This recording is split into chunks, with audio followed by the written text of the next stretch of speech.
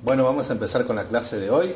Vamos a hablar de lo que es el antiguo régimen y cómo surge la ilustración en ese contexto. El antiguo régimen, a ver, ¿qué es? Lo habíamos visto un poco el año pasado, de cómo se caracterizaba la sociedad francesa entre el siglo XVII y XVIII, donde también va a ocurrir la ilustración. ¿Qué características tiene esto? Bien, el antiguo régimen, como dice la palabra, es un régimen que ya viene desde lo que es el feudalismo o la Edad Media, cómo se organizaba la sociedad francesa. Bueno, dice que tenía una sociedad estamental, en la cual había privilegiados como la nobleza y el clero. ¿Bien? En ese sentido también había otros que se llamaban los no privilegiados, que conformaban lo que era el tercer estado: burguesía, artesanos, campesinos y grupos marginales. Prestemos mucha atención a esto, a la burguesía. Bien, eso es la sociedad estamental.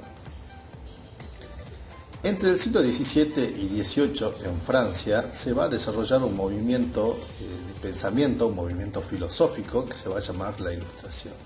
¿Qué es la Ilustración o de dónde viene? La Ilustración proviene de lo que antiguamente se llama la Revolución Científica. No sé si recuerdan los aportes de Galileo Galilei sobre la Tierra que está en el centro, y más que ya no está en el centro, sino que gira alrededor del Sol. Bueno, todas esas ideas se habían producido en la Revolución Científica, donde había imperado por sobre todo la experiencia para poder comprobar que las cosas sean ciertas.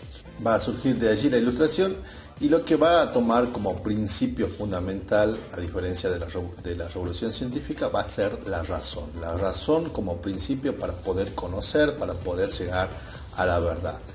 En ese sentido, el hombre va a ser el centro de todo, y un producto de eso va a ser el intento de poder reunir en un solo libro todo el conocimiento que había en la época.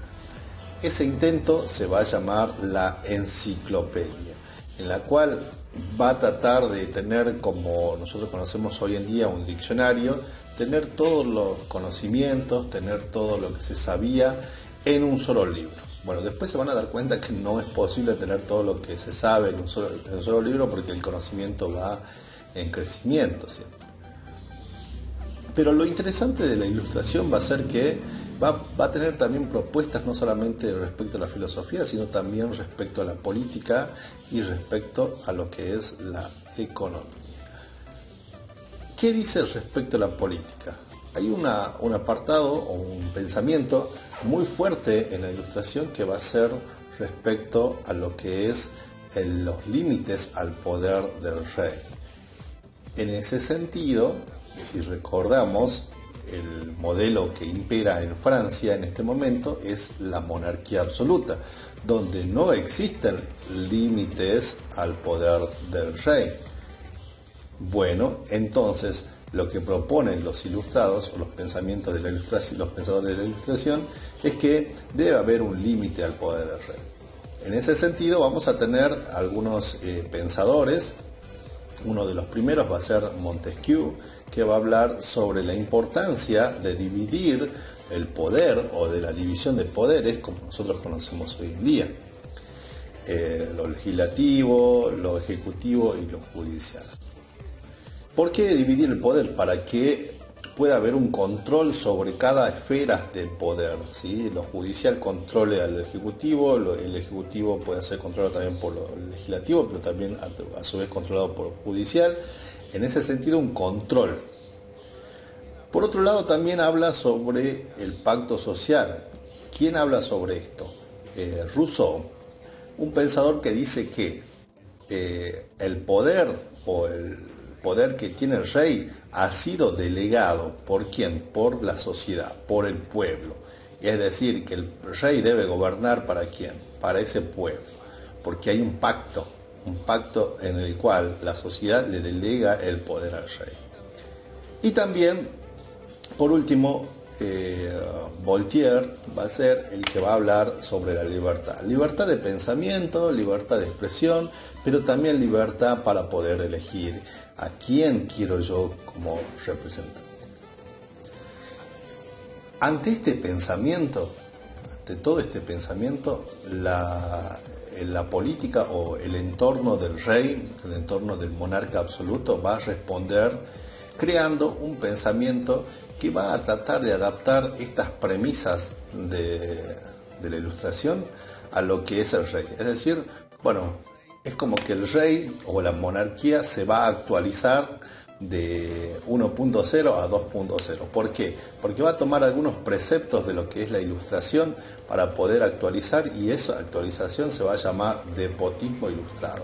Es decir, como que la monarquía absoluta va a ilustrarse, va a iluminarse un poquito y va a incluir algunas cosas, va a tratar de gobernar un poquito más equitativamente, pero basándose en otros principios, y va a tomar algunos principios de la política, pero también algunos principios de la economía.